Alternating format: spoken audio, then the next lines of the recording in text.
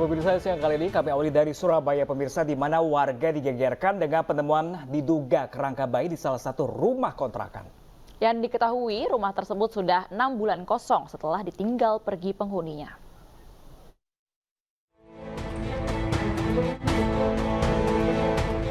Warga perumahan Pondok Benowo Indah Blok C Surabaya digegerkan dengan penemuan kerangka diduga bayi yang terbungkus kain.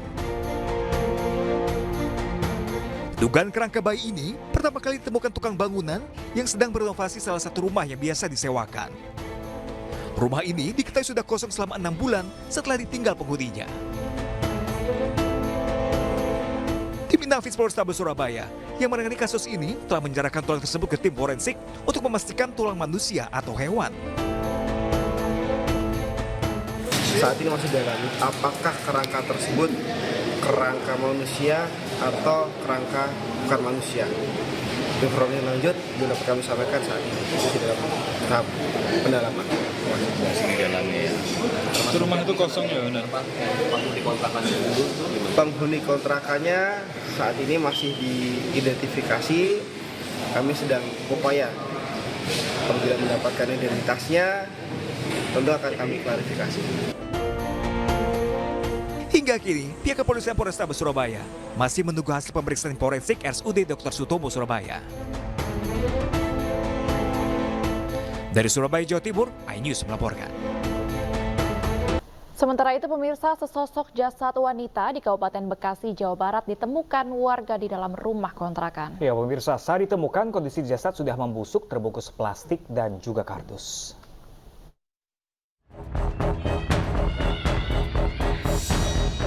Warga kampung Citarik, Desa Jatireja, Cikarang Timur, Kabupaten Bekasi, Jawa Barat digemparkan dengan penemuan sesosok jasad wanita dalam kondisi sudah membusuk, terbungkus plastik dan kardus di sebuah rumah kontrakan. Diduga jasad wanita tersebut merupakan korban pembunuhan. Penemuan jasad berawal saat tetangga korban mencium bau aroma tak sedap. Menurut tetangga korban, baru 1 minggu menempati rumah kontrakan tersebut bersama sang suami. Bu, ini dia ngontrak baru apa udah lama, Bu? Baru, belum ada seminggu. Belum ada seminggu ya, Bu ya? Bu, nggak keluarnya dari rumah itu udah berapa lama, Bu? Sepengetahuan Ibu? Terakhir hari Minggu. Terakhir hari Minggu. Terakhir ini? Bu, sebelumnya ada keributan atau gimana sih? Nggak ada, di sini mah nggak ada keributan. Awalnya nggak ada keributan? Berarti yang ngontak ini orang pendatang atau gimana sih? Orang pendatang baru. Sementara itu polisi yang mendapati laporan langsung menuju TKP guna melakukan penyelidikan. Polsek Cikarang Timur bersama Mapolres Metro Bekasi tengah menyelidiki keberadaan sang suami yang diduga berkaitan dengan peristiwa ini. Dari Kabupaten Bekasi, Jawa Barat, Didit Junaidi, iNews melaporkan. Pemirsa, polisi berhasil mengungkap perampokan yang terjadi di SPBU Kabupaten Maros, Sulawesi Selatan yang terjadi pada Kamis siang. Ya pemirsa, dari hasil penyelidikan diketahui otak pelaku merupakan manajer SPBU.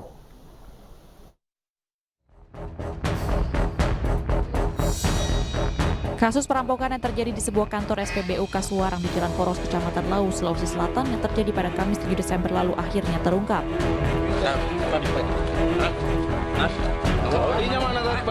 Berdasarkan hasil penyelidikan dan pemeriksaan dari pelaku Yusuf yang tertangkap sebelumnya, diketahui kasus perampokan merupakan skenario dari manajer SPBU sendiri. Dari pengakuan pelaku, polisi pun mengamankan sang manajer SPBU. Saat diinterogasi, Wahab manajer SPBU tak dapat mengelak dan mengakui perbuatannya. Dalam menjalankan aksinya, pelaku mengkondisikan SPBU dengan menyuruh security dan office boy untuk pulang dan hanya menyisakan seorang karyawan untuk menghitung uang.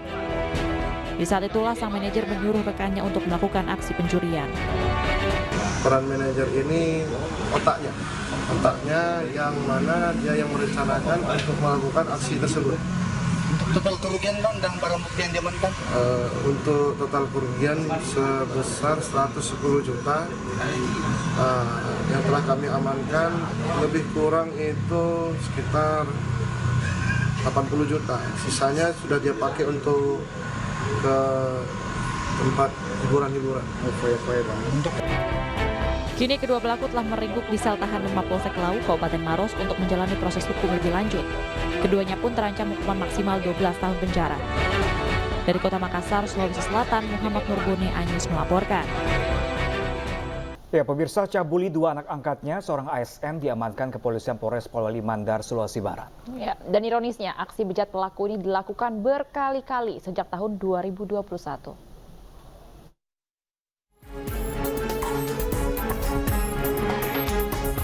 Dengan wajah tertunduk malu, pelaku pencabulan AA 35 tahun warga Kabupaten Polewali Mandar ini digelandang polisi. Pelaku yang juga seorang ASN di salah satu kementerian di Provinsi Sulawesi Barat mencabuli dua orang anak di bawah umur, yakni T 17 tahun dan M 12 tahun yang tak lain merupakan keluarga dari istri pelaku. Dari informasi awal yang didapat polisi, aksi bejat pelaku telah dilakukan sejak tahun 2021 hingga bulan September 2023. Iya, dari keluarga korban lapor kasus ini. Pak, ini kan ada dua korban. Ini hubungannya korban Masih saudara dari istri, sepupunya. tapi masih kerabat semua ya? Masih kerabat, ada sepupu lah kalau di sini ya. Saat ini pelaku telah ditahan di Polres Polman untuk menjalani pemeriksaan lebih lanjut. Atas kejadian tersebut, pelaku terancam Undang-Undang Perlindungan Anak dengan pidana penjara maksimal 15 tahun. Dari Mamuju, Sulawesi Barat, Huzair Zainal, iNews melaporkan. Ya pemirsa, Satreskrim Polres Sukabumi Kota masih menyelidiki kasus dugaan perundungan atau bullying yang menimpa seorang siswa di Sekolah Dasar Sukabumi, Jawa Barat. Ya, dalam kasus ini pemirsa, polisi telah memeriksa 10 saksi untuk mencari titik terang kasus tersebut.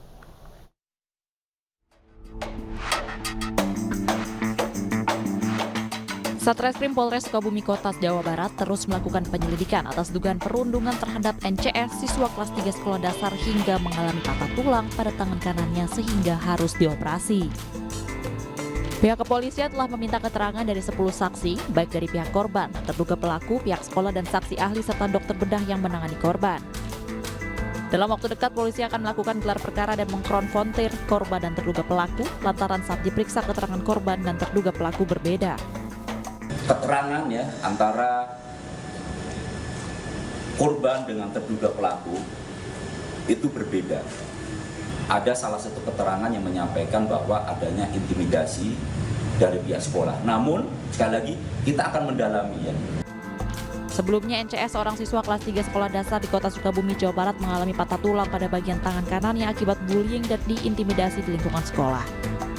Tidak adanya titik temu usai mediasi, pihak korban kemudian melaporkan kejadian itu pada 16 Oktober kepada pihak kepolisian.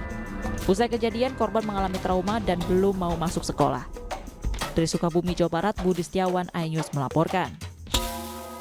Ya pemirsa, terima kasih masih bersama kami di iNews Siang. Pemirsa, viral seorang stand up komedi di Lampung diduga menghina nama Nabi Muhammad. Ya, dalam acara kampanye calon presiden Anies Baswedan di salah satu kafe Bandar Lampung pada Kamis 7 Desember 2023 kemarin.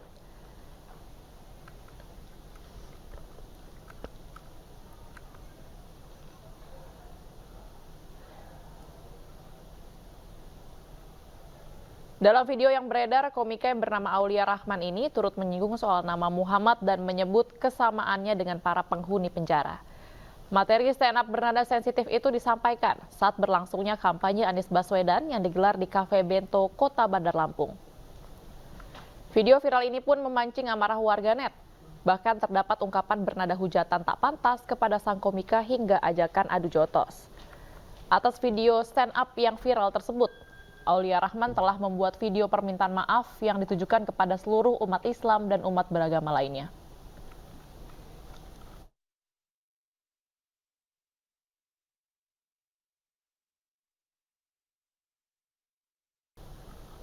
Ya pemirsa, Polres Jakarta Selatan menetapkan Panca Darmansyah sebagai tersangka pembunuhan 4 anak kandungnya di kamar kontrakan Jagakarsa, Jakarta Selatan. Keempat kakak beradik ditemukan tewas membusuk oleh warga pada Rabu lalu.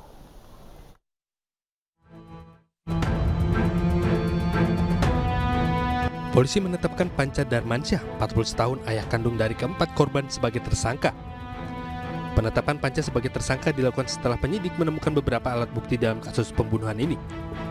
Ponsel dan laptop tersangka yang digunakan untuk merekam situasi sebelum dan saat kejadian menjadi bukti tim penyidik. Saat ini polisi masih menunggu hasil autopsi untuk digunakan sebagai alat bukti tambahan. Meski sudah ditetapkan sebagai tersangka, Panca belum ditahan karena masih menjalani perawatan di rumah sakit. Polri Kramat Jati Jakarta Timur akibat percobaan bunuh diri. Terhadap keterangan tersangka dalam hal ini, Saudara P yang bersangkutan menyampaikan bahwa memang benar yang bersangkutan melakukan pembunuhan secara bergantian. Dimulai yang pertama, anak yang paling kecil, anak korban inisial A, umur 1 tahun. Dilanjutkan, anak korban inisial A juga umur 3 tahun. Selanjutnya, anak korban yang ketiga umur 4 tahun. Dan terakhir, anak korban yang tertua umur 6 tahun. Sebelumnya Rabu lalu warga Gang Roman Jagakarsa, Jakarta Selatan digemparkan dengan penemuan mayat 4 anak kakak beradik yang terkunci di dalam kamar sebuah rumah kontrakan. Keempat jenazah ditemukan tewas dengan kondisi berjejer di atas kasur. Motif aksi diduga akibat cemburu serta terhimpit masalah ekonomi. Dari Jakarta, Tim Liputan iNews melaporkan. Ya, pemirsa, akibat sudah sangat meresahkan, 8 anggota komplotan penagih utang atau debt collector ditangkap polisi di Semarang, Jawa Tengah. Saat beraksi, para pelaku tak segan melakukan tindak kekerasan hingga melukai korban.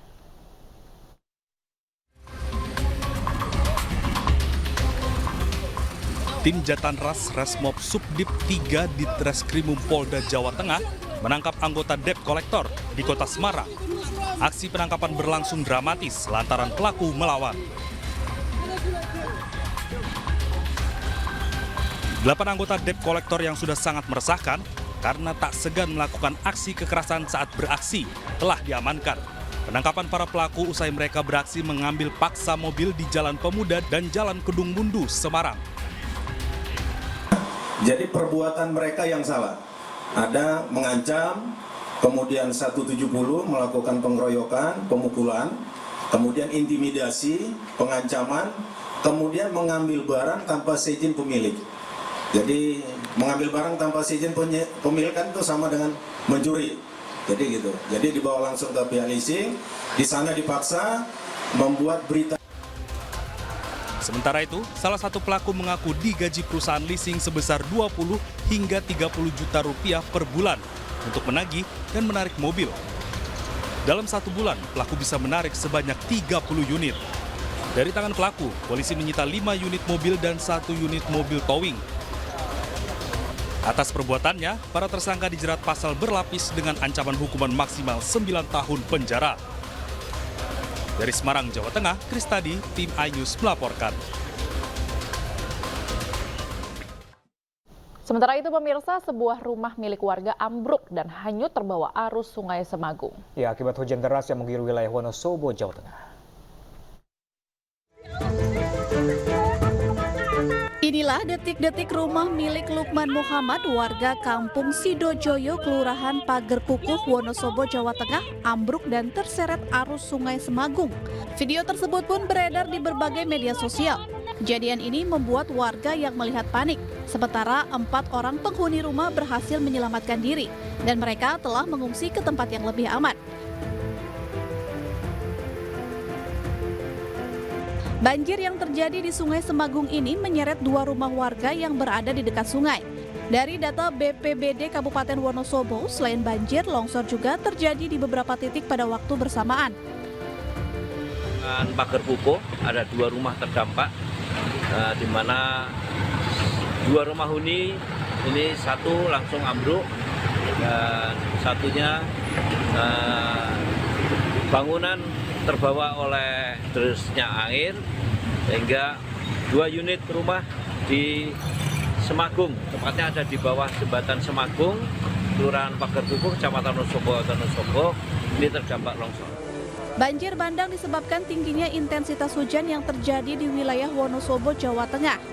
Warga diimbau untuk tetap waspada mengingat curah hujan diprediksi masih tinggi.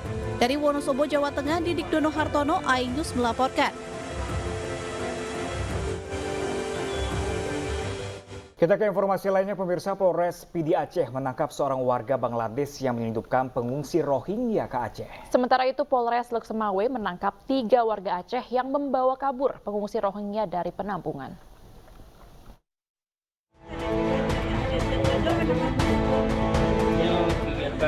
Polres PD Aceh menangkap terduga penyelundup etnis Rohingya ke Aceh. Pelaku yang tergabung dalam jaringan internasional ini bernama Huson Bakhtiar yang merupakan warga Bangladesh berusia 70 tahun. Sementara 3 rekan Huson berhasil melompat dari kapal dan melarikan diri ke hutan.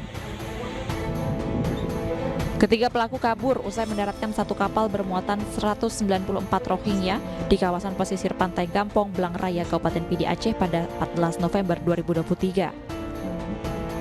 Para pelaku mematok tarif Rp7 juta untuk penumpang anak-anak dan Rp14 juta untuk penumpang dewasa.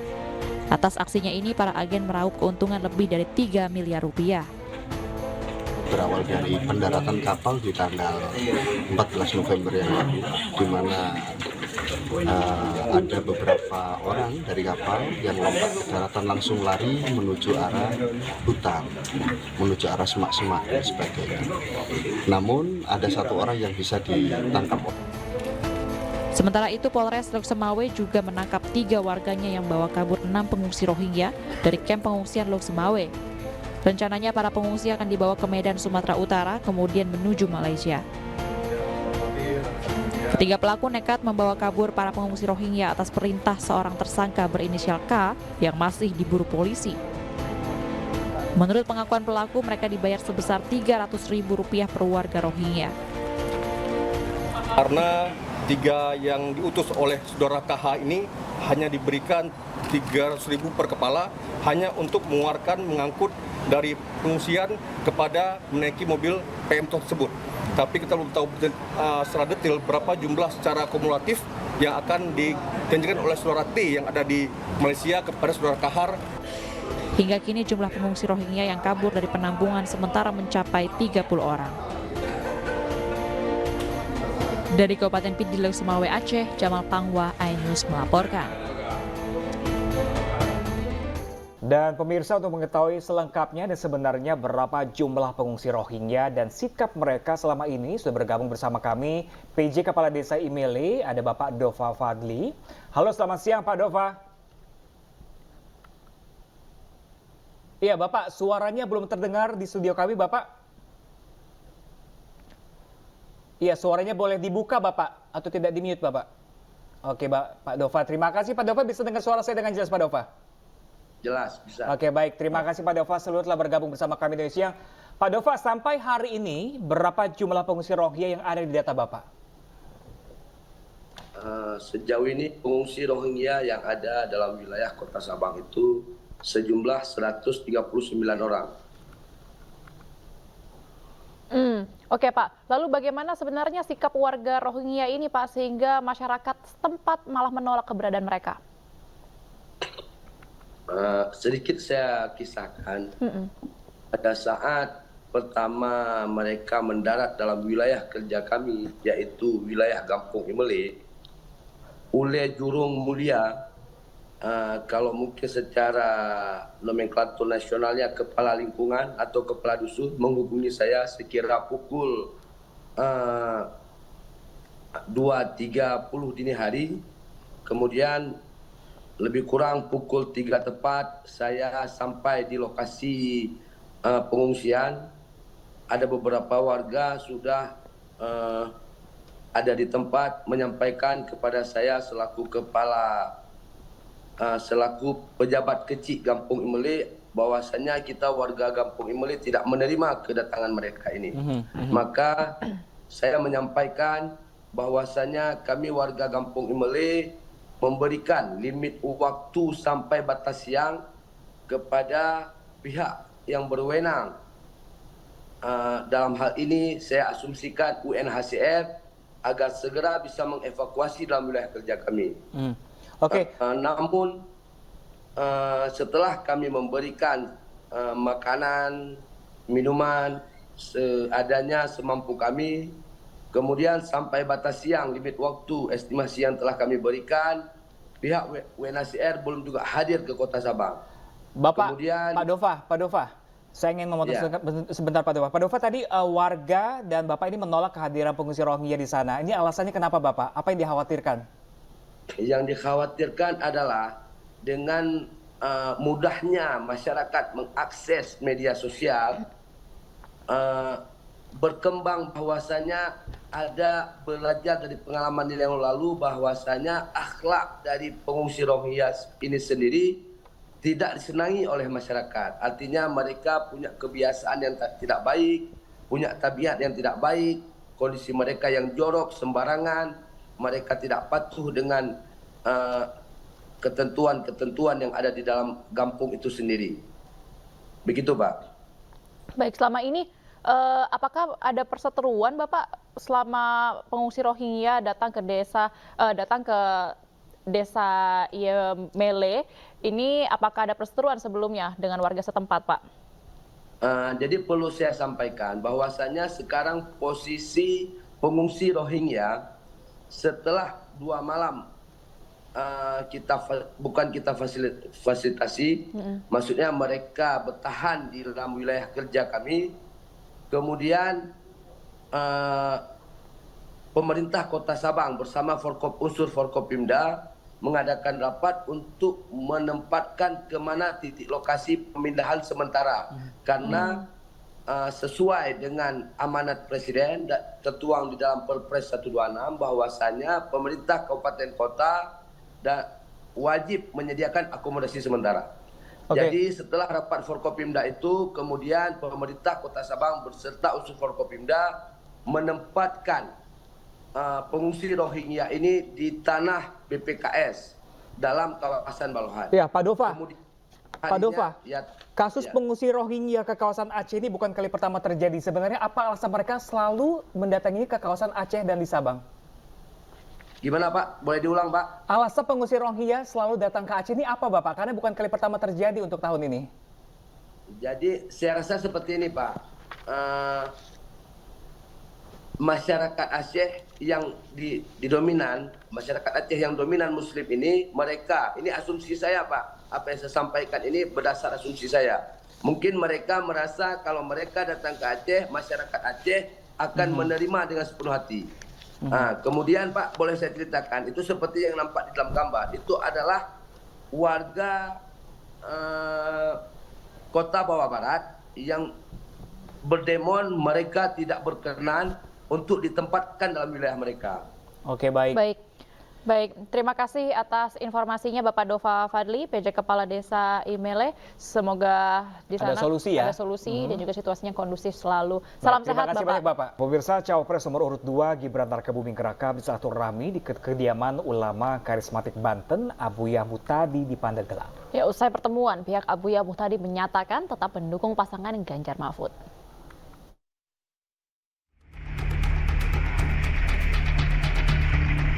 Dengan pengawalan super ketat, Cawapres nomor urut 2 Gibran Rakabuming Raka berkunjung ke kediaman ulama Abuya Muhtadi di Cidahu, Pandeglang, Banten. Pertemuan antara ulama karismatik Banten Abuya Muhtadi dengan Gibran hanya seputar pertemuan biasa saja.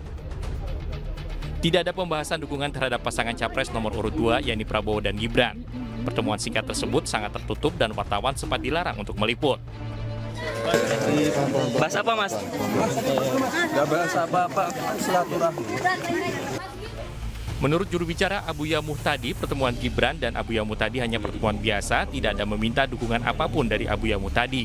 Gibran hanya meminta doa kepada ulama yang sangat ia hormati. Kunjungan beliau Pak Gibran datang ke Abuya itu hasil dari konfirmasi kami bahwa memanfaatkan jadwal kampanye. Beliau datang ke sini sebagai calon wakil presiden. Adapun kedatangan beliau itu hanya sifatnya silaturahmi saja dan meminta doa kepada Abuya. Bukan minta dukungan itu? Untuk minta dukungan tidak, karena tetap Abuya tadi menyampaikan melalui amplop bila mana ada yang bertanya, Abuya konsisten untuk mendukung Pak Ganjar dan Pak Mahfud.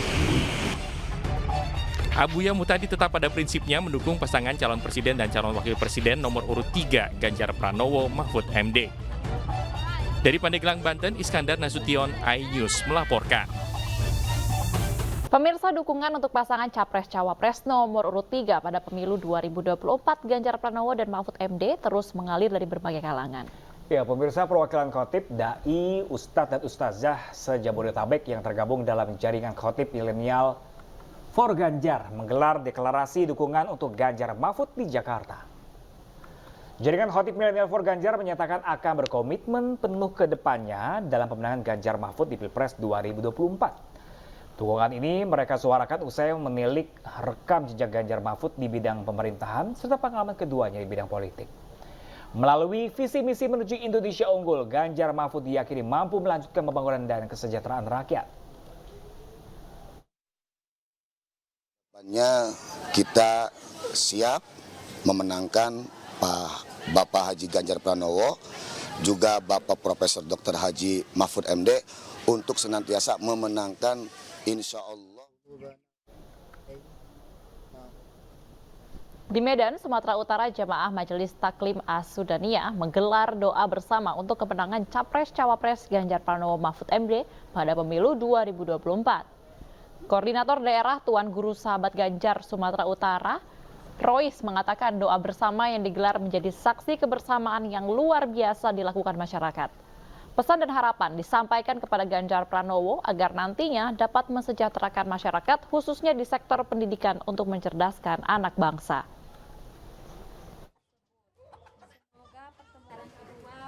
Sementara itu, pemirsa, Dewan Kehormatan Penyelenggara Pemilu menjatuhkan sanksi peringatan kepada Ketua Bawaslu Rahmat Bagja dan seluruh anggotanya. Ya, Rahmat Bagja terbukti melanggar kode etik dan pedoman perilaku penyelenggaraan pemilu karena mengubah jadwal seleksi Bawaslu.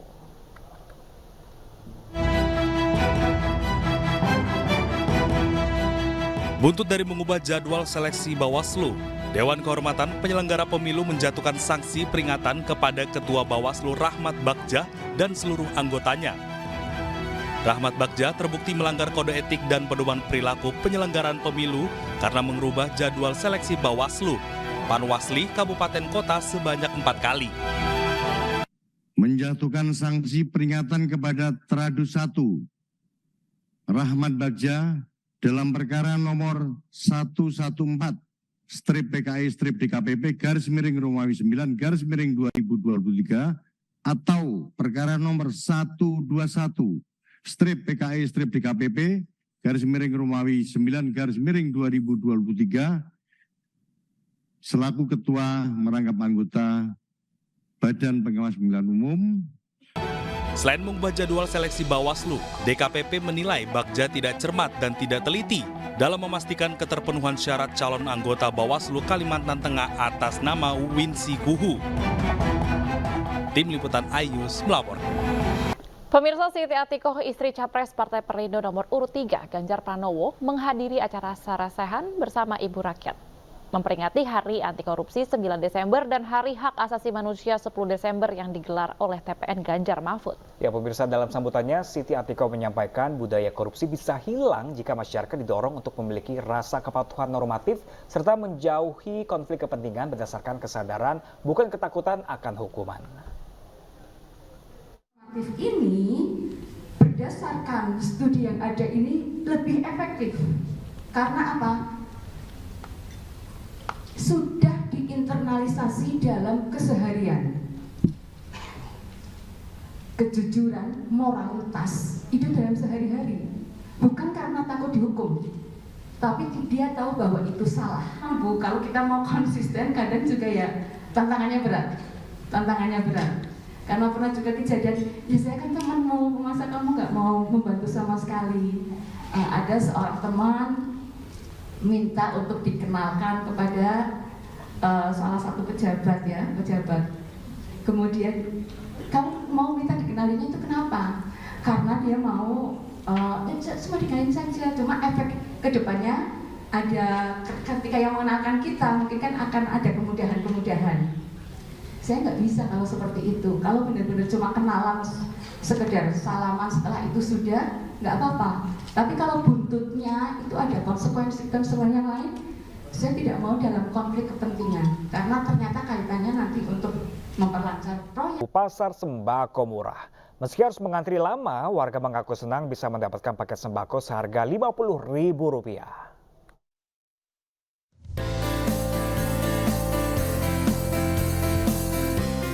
Ama-ama menyerbu pasar sembako murah di Kecamatan Tiga Raksa, Kabupaten Tanggerang, Banten. Beberapa warga bahkan rela datang sejak pagi hari hanya untuk mendapatkan paket sembako murah di tengah meroketnya harga sejumlah bahan pangan di pasaran. Meski demikian, warga mengaku senang bisa mendapatkan paket sembako berisi 5 kilo beras, 1 kilo gula dan tepung serta minyak goreng seharga Rp50.000. Lumayan mahal, dari beras aja sekarang harganya 12.000 ya. Minyak sayur sekarang juga udah naik. Biasa yang minyak biasa itu yang nggak ada merek tuh udah 15.000. Sekarang kan lumayan kalau tebus murah. Jadi merasa terbantu ya? Lumayan terbantu. Kegiatan ini dilaksanakan dalam rangka membantu mengurangi dampak inflasi serta juga membantu program pemerintah khususnya dalam penurunan angka stunting. Hari ini ada 1.000 paket yang kita jual. Harga masing-masing paket itu sebenarnya seharga Rp150.000, tapi kami jual kepada masyarakat dengan harga Rp50.000 saja. Diketahui kegiatan pasar murah ini digelar dalam rangka HUT Korpri ke-52, Hari Kesehatan Nasional ke-59, dan Hari Guru Nasional. Dari Kabupaten Tangerang, Banten, Aimarani, iNews melaporkan. Pemirsa, jelang Natal dan Tahun Baru, harga sejumlah komoditas sayur di sejumlah pasar tradisional di Sidoarjo, Jawa Timur terus naik.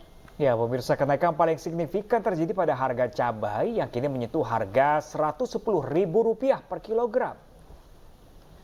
Di sejumlah pasar tradisional di Sidoarjo, harga cabai kecil, cabai merah, bawang putih, bawang merah, dan tomat naik signifikan.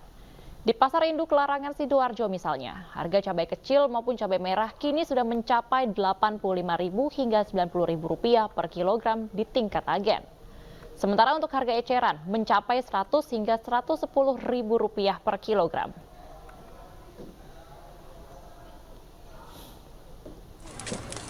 Sementara itu, pemirsa, harga cabai di pasar tradisional Kota Kendari, Sulawesi Tenggara juga mengalami kenaikan drastis hingga 3 kali lipat. Cabai rawit yang sebelumnya Rp30.000 per kilo naik menjadi Rp130.000.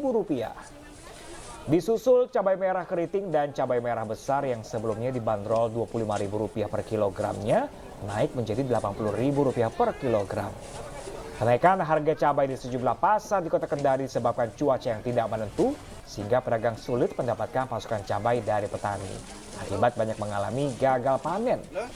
Naiknya harga cabai membuat warga terpaksa mengurangi jumlah pembelian. Diperkirakan kenaikan harga akan terus terjadi sepekan ke depan menjelang perayaan Hari Raya Natal dan Tahun Baru.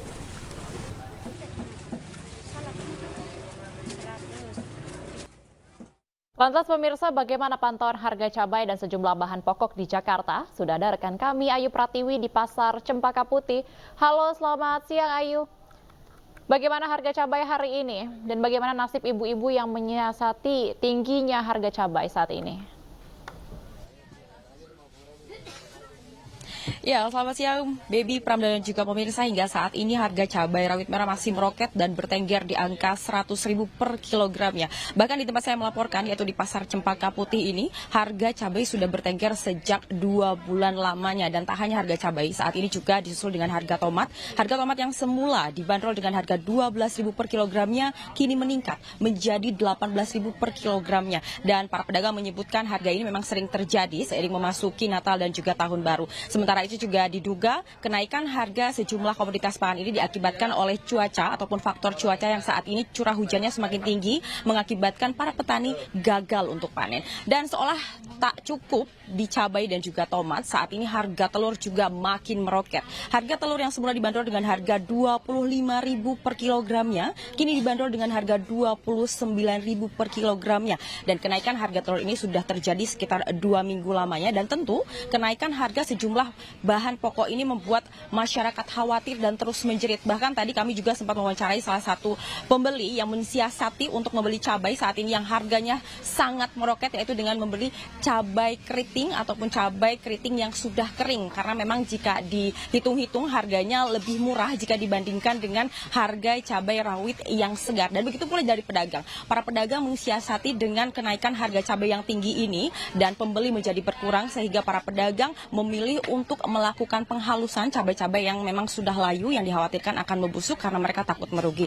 Dan memang yang perlu kita ingat sekali pemirsa bahwa untuk bahan pokok baik telur, cabai dan tomat ini merupakan bahan pokok yang sangat dibutuhkan dan memang ketiganya ini merupakan bahan pokok yang sangat mendekati angka naik turunnya inflasi, sehingga jika nantinya artinya jika harga cabai terus meroket maka ini akan mempengaruhi harga inflasi yang artinya angka inflasi akan meningkat dan ini kemungkinan besar akan mempengaruhi harga barang-barang lain, sehingga kepada pemerintah, masyarakat baik pembeli penjual terus berharap agar segera dapat menstabilkan harga. Demikian dari Pasar Cempaka Putih, kembali ke studio.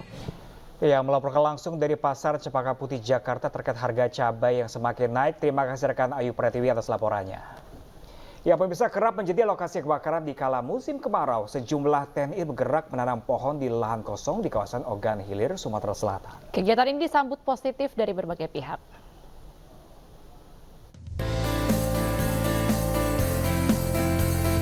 Beberapa kali terjadi kebakaran hutan di Ogan Ilir, Sumatera Selatan. Salah satunya disebabkan pemanasan global. Guna memperbaiki dan mengantisipasi keadaan tersebut, TNI dari Kodim 0402 Oki Kodam 2 Sriwijaya, Sumatera Selatan menanam 1.200 pohon di lahan kosong seluas 1 hektar di kawasan Jalan Sepucuk Kayu Agung. Beberapa jenis pohon ditanam di lahan ini, diantaranya pohon mangga, rambutan, jambu bak, dan jambu batu. Kegiatan karya bakti penanaman pohon. Untuk pohon yang akan ditanam ini 500 bibit pohon buah campuran mangga, jambu. Merupakan salah satu upaya yang dilakukan oleh Kodim terhadap lahan-lahan yang telah terjadi kebakaran beberapa waktu yang lalu. Tentu diharapkan dengan kegiatan ini, penanaman bibit ini, ke depan lahan-lahan yang terbakar ini tidak akan terbakar lagi karena kita harap. Diketahui kegiatan ini disambut baik berbagai pihak karena dianggap sangat bermanfaat. Dari Ogan Ilir, Sumatera Selatan, Tim Liputan Ainus melaporkan. Ya, pemirsa, liburan akhir tahun merupakan momen yang paling ditunggu-tunggu bersama keluarga tercinta. Dan Lido Lake Resort by MNC Hotel menawarkan pengalaman spesial untuk menghabiskan libur akhir tahun bersama keluarga.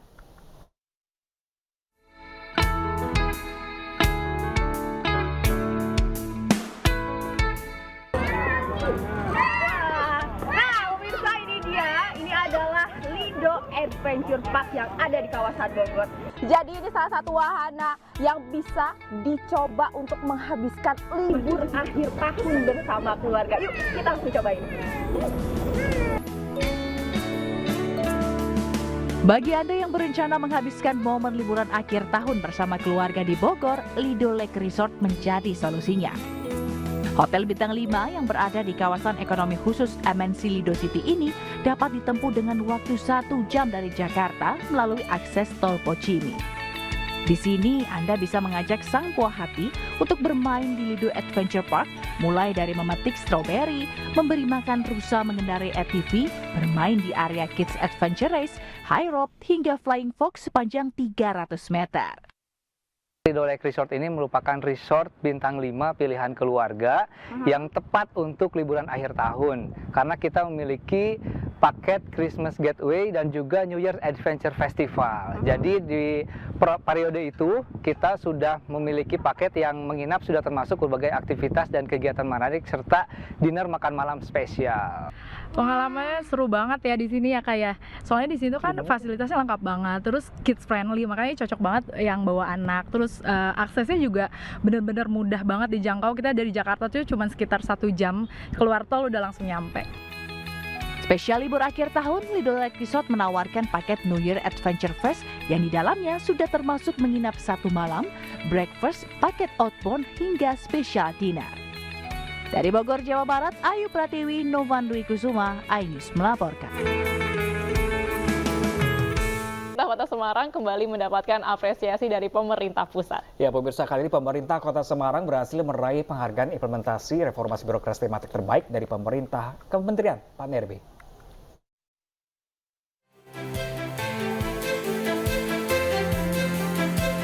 Pemerintah Kota Semarang menerima penghargaan dari Kementerian Pendayagunaan Aparatur Negara dan Reformasi Birokrasi Kemenpan RB untuk kategori instansi pemerintah dengan implementasi reformasi birokrasi tematik terbaik pada semua tema di tahun 2023. Mewakili masyarakat Kota Semarang, Wali Kota Semarang Hefearita Gunaryanti Arahayu menerima langsung penghargaan dari Kemenpan RB tersebut di Bali Nusa Dua Convention Center. Penghargaan dinilai dari berbagai aspek, yakni masalah kemiskinan, stunting, investasi, serta pengendalian inflasi. Moga-moga dengan pemberian ini, penghargaan ini bisa memberikan semangat kepada masyarakat dan juga teman-teman di pemerintah Kota Semarang untuk meningkatkan lebih baik dan juga nantinya bisa memberikan kesejahteraan kepada masyarakat semuanya. Melalui penghargaan Kemenpan RB diharapkan dapat memberikan motivasi kepada instansi pemerintahan untuk melakukan terobosan reformasi birokratif yang efektif dan efisien. Dari Semarang, Jawa Tengah, Dimas Yuli, iNews melaporkan.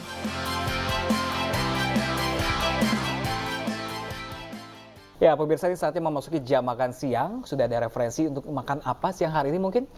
Wah, ini dia nih, ada referensi lain. Kalau Pram sendiri udah ada rencana belum? Belum ada, makanya ini ada informasi apa tentang makanan nih. Nah, nanti kita langsung beli makan bareng ya. Nah, di Probolinggo, Jawa Timur, ini bisa menjadi referensi Anda. Sebab tak hanya lezat, mie tarik yang kaya akan kolagen dan rempah bunga bintang ini dipastikan dapat menggoyang lidah Anda.